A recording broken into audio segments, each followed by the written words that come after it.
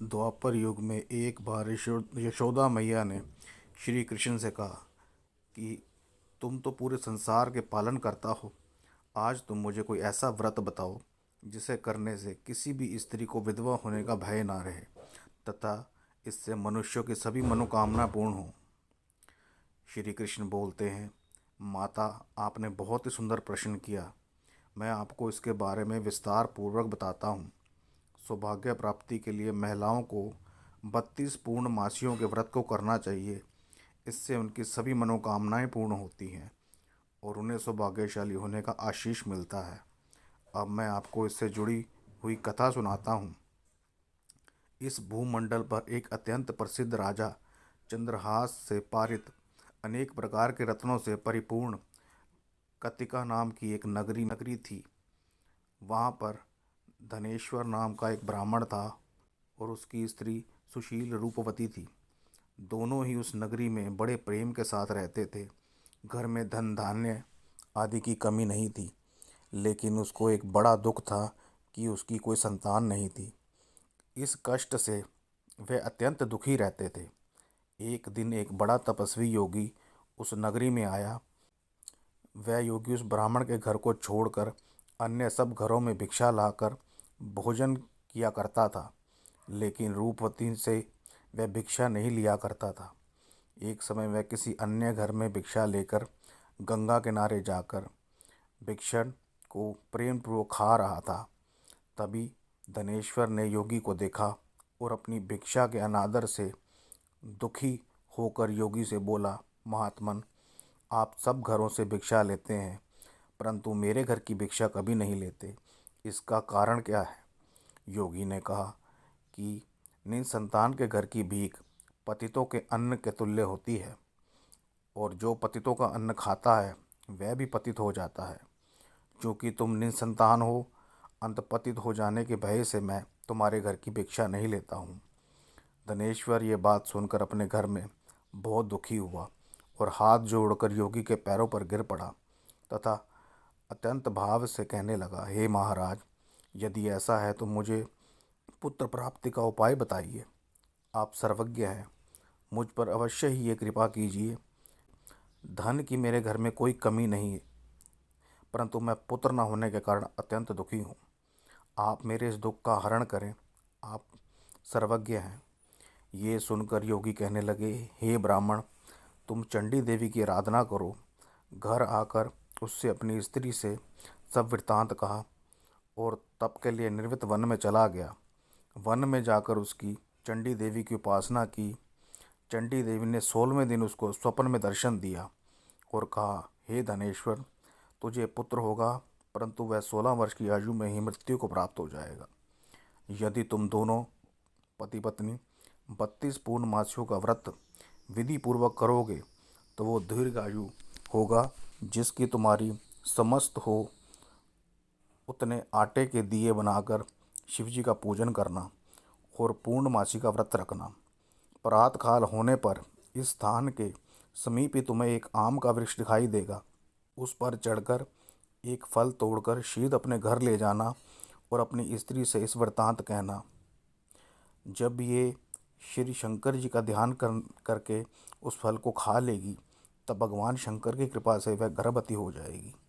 जब वह ब्राह्मण प्रातःकाल उठा तो उसने उस स्थान के पास ही एक आम का वृक्ष देखा जिस पर वह आम का फल लगा हुआ था। उस ब्राह्मण ने उस आम के वृक्ष पर चढ़कर फल को तोड़ने का प्रयत्न किया, परंतु कई बार प्रयत्न करने पर भी वह वृक्ष पर नहीं चढ़ पाया। तब उस ब्राह्मण को बहुत चिंता हुई और वह शीघ्र विघ्न विनाशक श्री गणेश की वंदना करने लगा और बोला, हे दयानिधे, अपने भक्तों के विघ्नों का नाश करने, उनके मंगल कार्य को करने वाले, दुष्टों का नाश करने वाले, रिद्धि सिद्धि को देने वाले, आप मुझ पर कृपा करके इतना बल दें कि मैं अपने मनोरथ को पूर्ण कर सकूं। इस प्रकार गणेश जी की प्रार्थना करने पर उनकी कृपा से धनेश्वर वृक्ष पर चढ़ गया और उसने एक अति सुंदर आम का फल देखा। उसने विचार किया कि जो वरदान से फल मिला था वह ये है और कोई फल दिखाई नहीं देता। उस धनेश्वर ब्राह्मण ने जल्दी से उस फल को तोड़कर अपनी स्त्री को लाकर दिया और उसकी स्त्री ने अपने पति के कथा अनुसार उस फल को खा लिया। उसके पश्चात वह गर्भवती हो गई। देवी जी की असीम कृपा से उसे एक अत्यंत सुंदर पुत्र की प्राप्ति हुई, जिसका नाम उन्होंने देवी दास रखा। माता पिता के हर्ष और शोक के साथ वह बालक शुक्ल पक्ष के चंद्रमा की भांति बढ़ने लगा। भवानी की कृपा से वह बालक बहुत ही सुंदर, सुशील और पढ़ने में बहुत ही निपुण हो गया। चंडी देवी की आज्ञा अनुसार उसके माता पिता ने 32 पूर्णमासी का व्रत रखना प्रारंभ कर दिया, जिससे उसका पुत्र दीर्घायु हो गया। 16वां वर्ष लगते ही देवीदास के माता पिता को बड़ी चिंता हो गई, कहीं उसके पुत्र की इस वर्ष मृत्यु न हो जाए। इसलिए उन्होंने अपने मन में विचार किया कि यदि इस दुर्घटना के उनके सामने हो गई तो वह कैसे सहन कर सकेंगे।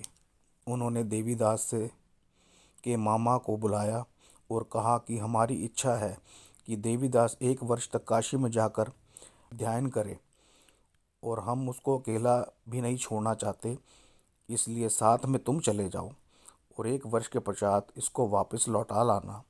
इस सब संबंध करके उसके माता पिता ने काशी जाने के लिए देवीदास को एक घोड़े पर बिठाकर उसके मामा को उसके साथ विदा कर दिया। धनेश्वर ने अपनी पत्नी के साथ अपने पुत्र की मंगल कामना तथा दीर्घायु के लिए भगवती दुर्गा की आराधना और पूर्णमासियों का व्रत करना आरंभ कर दिया। इस प्रकार उन्होंने 32 पूर्णमासी का व्रत पूरा किया। कुछ समय पश्चात एक दिन वह दोनों मामा और भांजा मार्ग में रात्रि बिताने के लिए किसी गांव में ठहरे हुए थे। उस दिन उस गांव में एक ब्राह्मण की अत्यंत सुंदरी, सुशील, विदुषी और गुणवती कन्या का विवाह होने वाला था। जिस धर्मशाला के अंदर वह और उसकी बारात ठहरी हुई थी, उसी धर्मशाला में देवीदास और उसके मामा भी ठहरे हुए थे। संयोगवश कन्या को तेल आदि चढ़ाकर मंडप आदि का कीर्तन किया गया था, लेकिन लगन के समय उसका शरीर टेढ़ा हो गया। इस कारण वर के पिता ने अपने कुटुंबियों से परामर्श करके निश्चय किया कि वह देवीदास मेरे पुत्र जैसा ही सुंदर है, मैं उसके साथ ही लगन कर देता हूँ और वह बाद में विवाह के अन्य कार्य मेरे लड़के के साथ हो जाएंगे। ऐसा सोचकर उन्होंने देवीदास के मामा से जाकर बोला कि तुम थोड़ी देर के लिए भांजे को हमें दे दो, जिससे विवाह के लगन में के सारे कृत्य सुचारू रूप से हो जाएं। तब उनका मामा कहने लगा कि जो कुछ भी कन्यादान के समय वर को मिले वह सब हमें दे दिया जाए, तो जो मेरा भांजा इस बारात का दूल्हा बन जाएगा। ये बात वर के पिता ने स्वीकार कर ली और उस अपने भांजे को वर बनने के लिए भेज दिया और उसके साथ सब विवाह कार्य रात्रि के विधि पूर्ण संपन्न हो गया। पत्नी के साथ वह भोजन ना कर सका और अपने मन में सोचने लगा कि ना जाने ये कैसी स्त्री होगी। एक एकांत में इसी सोच में पड़ गया तथा उसकी आंखों से आंसू आ गए। तब वधू ने पूछा कि क्या बात है, आप इतने उदास क्यों हैं। तब उसने ये सब बातें जो वर के पिता या उसके मामा से हुई थी उसको बतला दी। तब कन्या कहने लगी कि ये ब्रह्मा विवाह के विपरीत कैसे हो सकता है। देव, ब्राह्मण और अग्नि के सामने मैंने आपको ही अपना पति बनाया है, इसलिए आप ही मेरे पति हैं। मैं आपकी पत्नी रहूंगी, किसी अन्य की कदापि नहीं। तब देवीदास ने कहा, ऐसा मत करिए, क्योंकि मेरी आयु बहुत कम है। मेरे पश्चात आपकी क्या गति होगी, इन बातों को अच्छी तरह विचार लो। परंतु वह दृढ़ विचार वाली स्त्री थी। बोली कि जो आपकी गति होगी वही मेरी गति होगी। हे स्वामी, आप उठिए और भोजन करिए, आप निश्चित ही भूखे होंगे। इसके बाद देवीदास और उसकी पत्नी दोनों ने भोजन किया तथा शेष रात्रि में वे सोते रहे। प्रातःकाल देवीदास ने अपनी पत्नी को 3 नागों से जुड़ी हुई एक अंगूठी दी, एक रुमाल दिया और बोला, हे प्रिय, इसे लो और संकेत समझकर स्थिर चित्त हो जाओ। मेरा जीवन और मरण जानने के लिए एक पुष्ट वाटिका बना लो।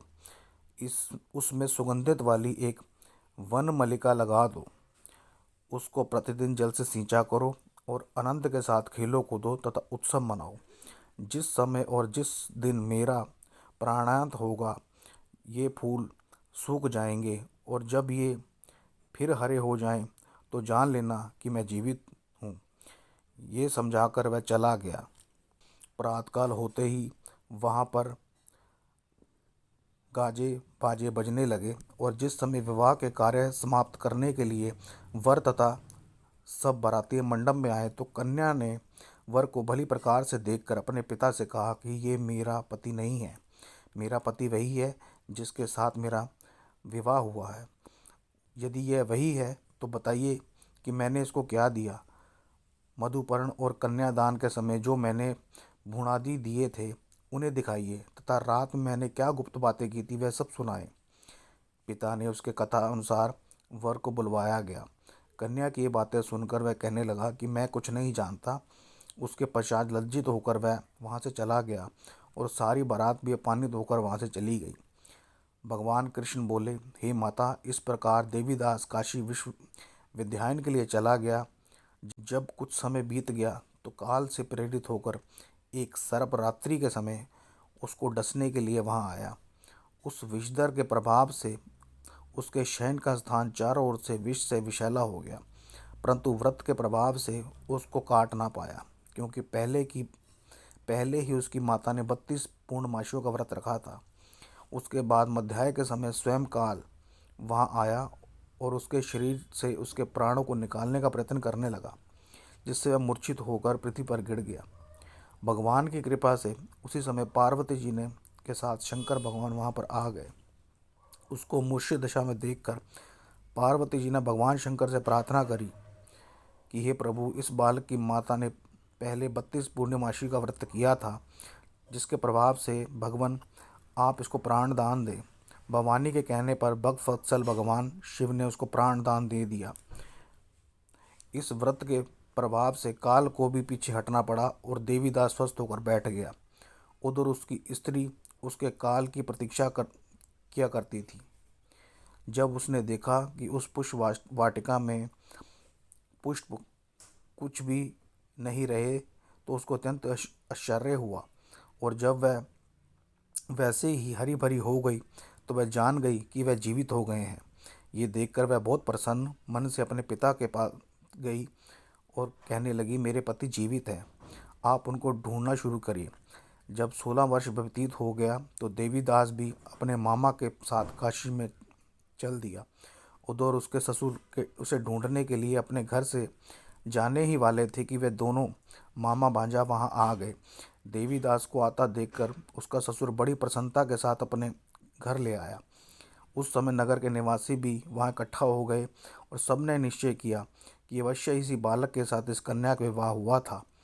इस बालक को जब कन्या ने देखा तो पहचान लिया और कहा कि ये तो वही है जो सचेत करके गया था। तदुपरांत सभी कहने लगे कि भला हुआ जो ये आ गया, और सब नगरवासियों ने आनंद मनाया। श्री कृष्ण जी कहने लगे कि इस प्रकार धनेश्वर 32 पूर्णमासियों के व्रत के प्रभाव से पुत्रवान हो गया। जो भी स्त्रियां इस व्रत को करती हैं वे जन्म जन्मांतर से वैध्यस का दुख नहीं भोगती और सदैव सौभाग्यशाली रहती हैं। ये मेरा वचन है कि इसमें कोई संदेह नहीं। ये व्रत पुत्र पौत्र को देने वाला तथा संपूर्ण मनोकामनाओं को पूर्ण करने वाला है। 32 पूर्णमासियों के व्रत करने से व्रती की सब इच्छाएं भगवान शिव जी पूरी करते हैं।